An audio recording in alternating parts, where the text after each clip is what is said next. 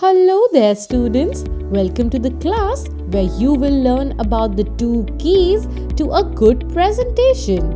Yes, the first is confidence, and the second is our chapter for today, enhancing presentations. To start off with, a presentation is a sequence of slides, and you can jump from one slide to another using mouse clicks, linking, etc. These are used for personal, business, and educational purposes. Most presentation tools allow you to add images, audio, and video in a presentation to have a greater visual impact. A highly well-liked presentation tool is PowerPoint. Do you know about it? Well, I'm sure you've used it. It is used to create presentations by professionals, educators, and students like you. As you know, PowerPoint presentations consist of individual pages called slides. You can also add text, graphics, and charts to your slide.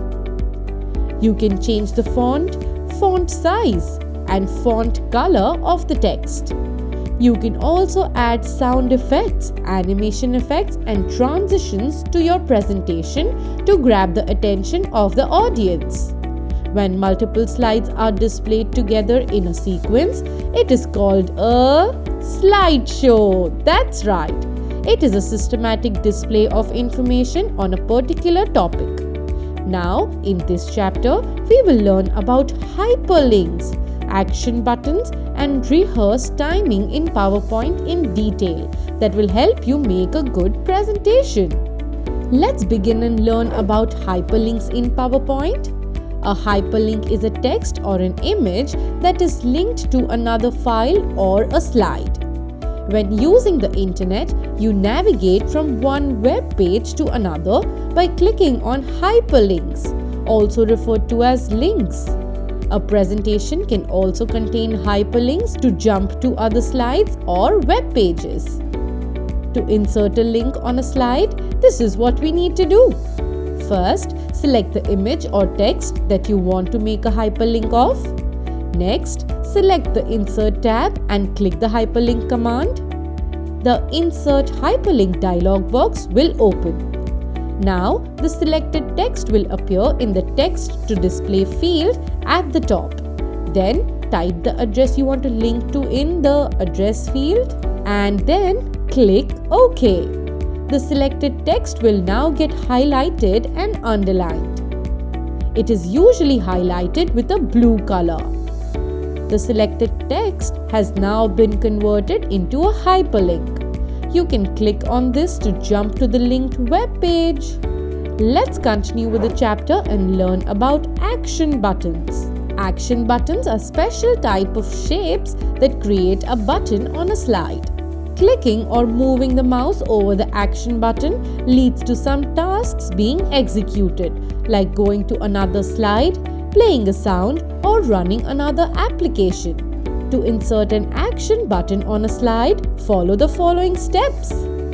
Start by clicking on the Insert tab and then click on the Shape button in the Illustrations group. A drop-down menu will appear with the action buttons located at the very bottom. Then, choose one of the action button shapes found at the bottom of the gallery that appears and draws on the slide to insert the button on the slide. When you release the mouse button, the Action Setting dialog box opens. Now, select the Mouse Click tab if you want the action button to perform when clicked, or Mouse Over tab if you want the action button to perform when you hover the mouse over it. Next, in the Action on Click section, select Hyperlink to, then click the drop-down arrow and choose the required option from the menu. For example, next slide will jump to the next slide on clicking. Finally, click on OK. Let's also look at OLE objects now. PowerPoint allows us to use OLE, which is Object Linking and Embedding, for importing data such as spreadsheets, text, charts, drawings, formulas, etc. from our MS Office applications into the presentation. OLE objects are files such as documents, graphic files, or video files created using an external application that can be added into an application. It also allows us to create a link to the source file so that it is easy to edit the data just by double-clicking on it within the presentation. You can click a new OLE object or you can insert an existing object. These are the steps to insert a file in the presentation.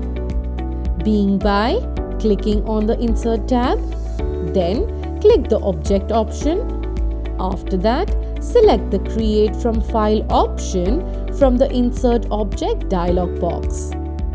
Then click on Browse, after which the Browse dialog box opens. Then browse the file that needs to be added on the slide from the Browse dialog box and select the desired file. Now click the Open button. Then file path will be added. Finish by clicking the OK button and the selected file will get inserted in the slide. With that, let's move on to Rehearse Timings. The Rehearse Timings option can be used to estimate or record the time it will take for each slide during the slideshow. This is an interactive way of recording slide timings as the timings are recorded live while playing the presentation. Using this option can be useful if you want to set up a presentation to play at a certain speed without having to click through the slides yourself. It also gives you the opportunity to practice your talking points. Using this feature, you can save timings for each slide and animation. PowerPoint will then run the presentation automatically with the same timings when we run the slideshow. To apply Rehearse Timings, follow these steps. First, click on the Slideshow tab. Then click on the Rehearse Timing command from the Setup group. The presentation will start in full screen mode.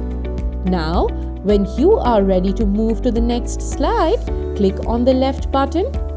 We can also click on the next or right arrow button on the recording toolbar in the top left corner. When you have reached the end of the show, a dialog box will appear with the total time of your presentation. Finally, if you are satisfied with your timings, click on the Yes button. Let's now see how to convert a presentation into a video. In PowerPoint, you can convert your presentation into a video. This is useful as it allows your viewers to watch the presentation whenever they want. To create a video of the presentation, this is what we need to do. First, create your PowerPoint presentation. Then, save your presentation and click on the File tab. And click on the Save and Send option. Now, under File Types, you can see the given below options. Change file type. It will allow you to change PowerPoint file type. Create PDF or XPS document. It will convert the PowerPoint to PDF. Create a video. It will convert the PowerPoint to video. Package presentation for CD. It will burn your PowerPoint to a CD. Create handouts. It will convert PowerPoint to a Word document. Step 4. From the above options, click on Create a video. The following pane appears. You can set the size and quality of your PowerPoint presentation from the computer and HD displays drop-down. If you want to add the record timed narration, then click Use Recorded Timings and Narrations option. You can also set the timings of each slide on slideshow. Normally, it is set to 5 seconds. You can change it according to your requirement. Step 5. Now click on the Create Video button. Step 6. The Save As dialog box opens. Type the name of your video file and click on Save button. And now students, here are some tips to make a beautiful PowerPoint presentation. The first one is a very important thing. Use layout. Always use a suitable layout for your presentation. Second is no big sentences. Slide should be simplified. It should contain visual note cards that capture and reinforce main ideas, not complete thoughts. There should be no long sentences or paragraphs in the presentation. There should only be keywords to convey the message in the presentation. Third is to follow the 6x6 rule, meaning a maximum of 6 bullet points per slide and 6 words per bullet. Fourth is to keep the colors simple. Always apply simple light and dark colors to the presentation. Dark text on a light background or light text on a dark background works well. Also avoid intense gradients, which can make text hard to read. Next is that font should be carefully selected. Use only one font. Your font should match the tone, purpose, and content of your presentation. Then stick to 30-point font or larger. Many experts agree that the font size for the presentation should be at least 30. Seventh tip is to avoid overstyling the text. 3 of the easiest and most effective ways to draw attention to the text are bold, italics, and a change in color. Our eyes are naturally drawn to things that stand out, but use these changes sparingly. Overstyling can make the slide look busy and distracting. The last tip is to choose the right images. The images you choose for your presentation should be meaningful. Images should be explanatory to the message. The ideal presentation images are relatable, authentic, and inspirational. And that is all you need to know to crack your presentations. So, best of luck, students, and see you soon.